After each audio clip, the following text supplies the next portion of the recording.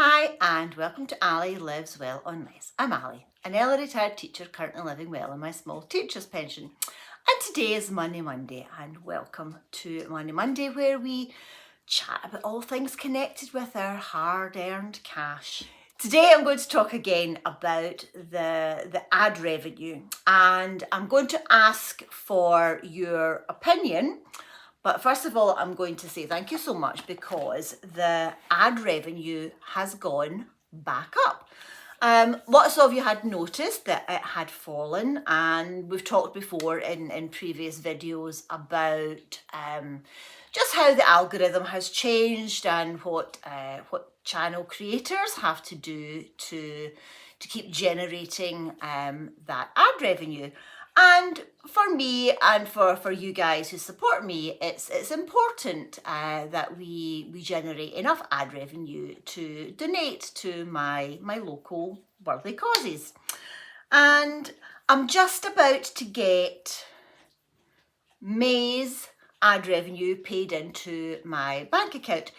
If it gets paid in the next day or two, by the time this video goes up, I will leave the exact amount in the first pinned comment. But they're predicting that they're going to give me around £450 for May.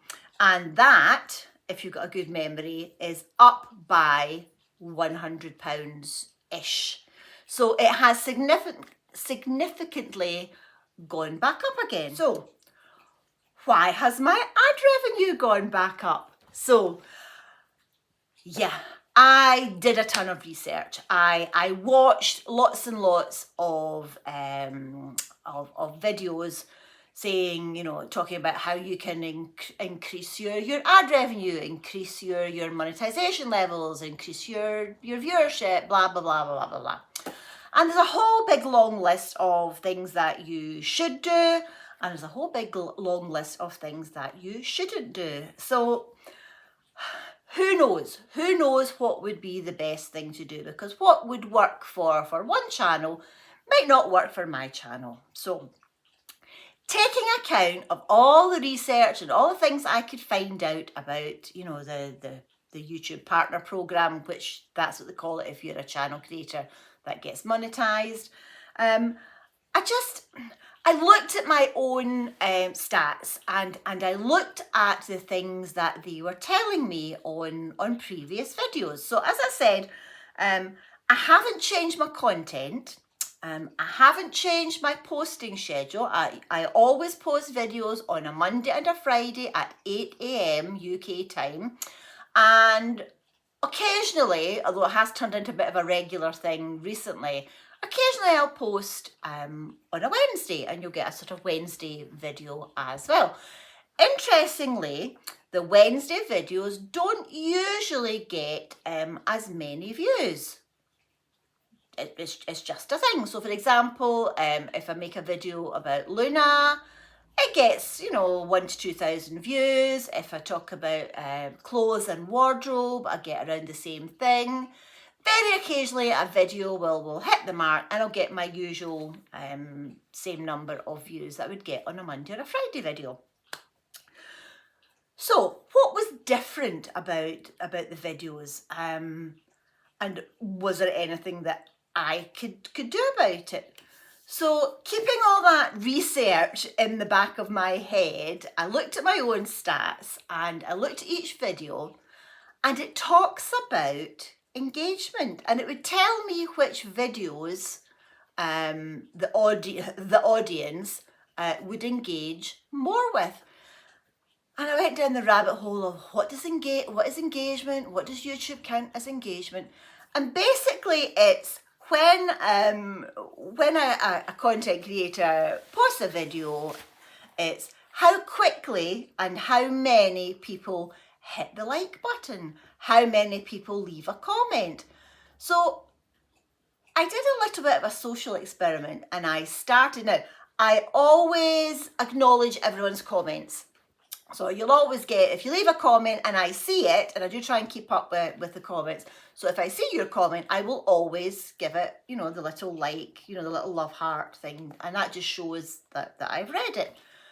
I didn't always reply to comments. Sometimes I would, sometimes I didn't. It would depend either how much time I had at the time, and it would also depend if I felt I had something to add to that comment. So I did a little experiment to see if me actually commenting on everyone's comments and not just using the same comment, because apparently the AI bots think that if the comments are exactly the same, they ban your channel. It's not usually looked at by a human being. It's looked at by AI, and then if there's a big problem and if you challenge it, then a human being will look at it. But basically, you've got to convince the AI algorithm that what you're doing is worth promoting. So as I said, I tried an experiment, and for the last month or so, I have diligently liked and commented back on all your comments. And after a week, when I looked at my stats, it said, hooray, your engagement rate is up. And it was up. In fact, it had doubled. It was really astonishing, the leap. So when your engagement rate goes up, your ad revenue per 1,000 views goes up. And when your views go up, your ad revenue goes up, and so on. And you get into that cycle of you get more ad revenue. So sort of by accident, I have discovered that it likes my engagement with you and your engagement with me. And that's the only thing I've done differently. So instead of, me just giving you, the heart thing to say, yeah, I've read your comment, just by actually saying, oh, thanks very much, or that's really kind of you, or you're welcome, or, just doing a smiley face, or if we have a little discussion about something in the comments. And I love the discussions that I have with some of you in the comments. It's fun. It's fun. So the algorithm on my channel seems to like that. Now, that could be a coincidence, I don't know, but it does seem a bit strange that since I've started doing that, the ad revenue has gone back up. So yay for more donations to local worthy causes. So it's quite interesting when you go into your stats, and it can tell you how much you have earned per video. And some of the really big channels, I mean, I'm just a teeny tiny fish in this big pond. But some of the big channels, I mean, I'm talking about people with over 1 million subscribers, have also noticed that their ad revenue has gone down. And interestingly, the route that they have gone down is to change their format, which I'm not going to do. They changed their format to doing a lot more shorts. Now, again, that sent me down the rabbit hole of finding out what counts as a short, how long does it need to be, and how do you get paid? Because you may have noticed that on shorts, there are no adverts. So how do those people who make shorts make money? Well, Google ads pay for, or Google ads generate the ad revenue for, the longer videos. Videos under a minute count as shorts, and it's YouTube themselves have a fund, I think it's $100 million, if my research was correct. So if you make lots of shorts and you get lots of views on your shorts, YouTube pay you. But it's not a lot. It's not a lot. And I watched a few people talking about that, and some shorts would only make less than $1. So you have to make an awful lot of shorts to make it worth your while. So I am not going down that route, so you're not going to see shorts from me. I also did a little experiment. I had some extra footage talking about elderflowers, so I actually popped that up on Saturday, which is totally out with my normal posting schedule. I didn't announce that I was doing it. I just quietly put up the video, and I'm just talking about how to identify elderflowers and comparing them and so on. And interestingly, it's not even had 1,000 views. And when I go into my stats, it says, you know, oh, you know, this video is not getting your usual engagement percentage, and it's really plummeted. And I mean, it's really gone down again. So again, that will affect my rate per 1,000 views. So no doubt that will have an effect on the revenue for this last week in June. So to cut a long story short, yes, the ad revenue has gone back up again, but that's because I have spent a lot more time on my videos. Not so much making the videos, that hasn't changed, but when they go up, I will be online about an hour or so after they've gone up. And I'm online and I'm replying to people almost instantly when they are commenting. And a few of you have said, oh, I didn't expect to reply so quickly. And yeah, it's because I am boosting that part of my statistics to show that there is a higher level of engagement.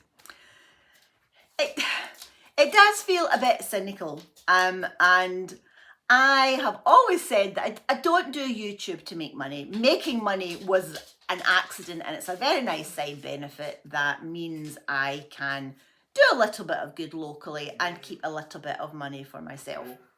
And that is the question that I am going to ask, because quite a lot of you have suggested this. As you know, I'm getting a new front door, and that has pretty much almost wiped out my emergency fund, sinking fund, whatever you want to call it, but basically my savings, because I need a new front door, and there's not much I can do about that.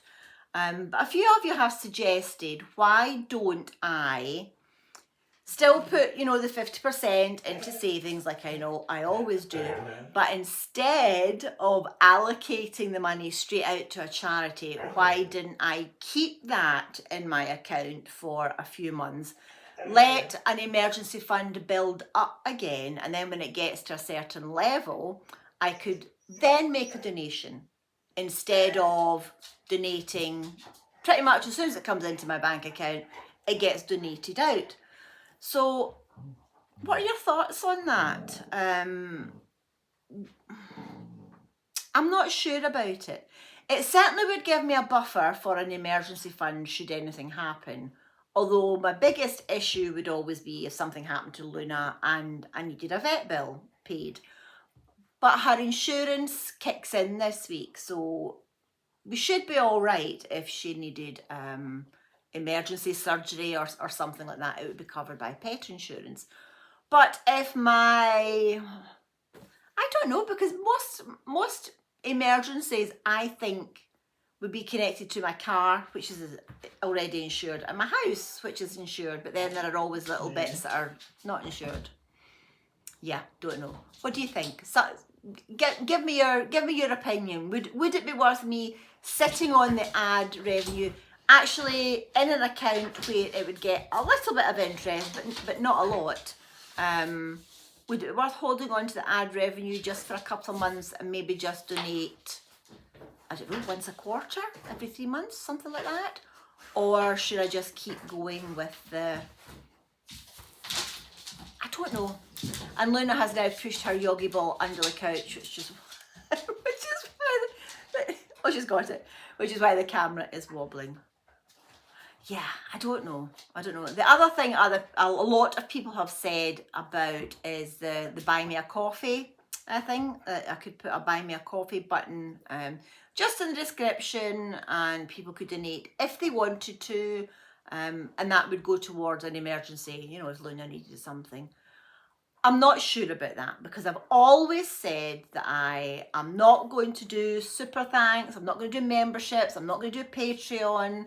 What was the other one? I'm not going to do sponsorships and collaborations, and I do get a lot of offers in my email box. Some of them are just hilarious, but maybe I'll talk about that another time. But they always start with, oh, your channel would fit with our product, and I'm like, you've never watched a single video on my channel, because I know that my viewers would not be interested in your product, but that's maybe content for another video. Anyway, I have waffled on long enough, and I can really feel my my throat is very raspy. I keep saying it's hay fever related, but I'm not entirely sure. That I've not had a dose of something, because I do have a silly little cough, and I'm very, very raspy. So I'm not doing shorts.